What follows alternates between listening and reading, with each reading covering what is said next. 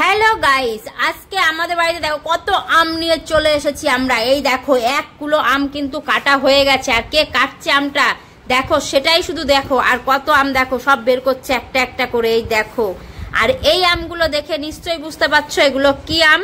আর কাটছে কে সেটা দেখো, এটা হচ্ছে আমার বোন। তোমরা সবাই চেনো আমার বোনকে। এখন আমার বোন নিয়ে বসে গেছে আম কাটতে। আর এই আমগুলো হচ্ছে আমার বোনের গাছের আম। আমগুলো এত টক, মানে কি বলবো, বাঘের পোঙায় দিলে পরে দৌড়িয়ে কুল পাবে না, ঠিক আছে, সেই টক। এটা হচ্ছে 12 মেশি আম। এই দেখো, আর এত এত আম ধরেছে গাছে, 12 মেশি আম গাছ। কিন্তু গাছটা একদমই ছোট। আর গাছটাও তোমাদের সঙ্গে আগের ভিডিওতে আমি শেয়ার করেছি। আমি ভাবতেই পারিনি যে এত আম ধরবে।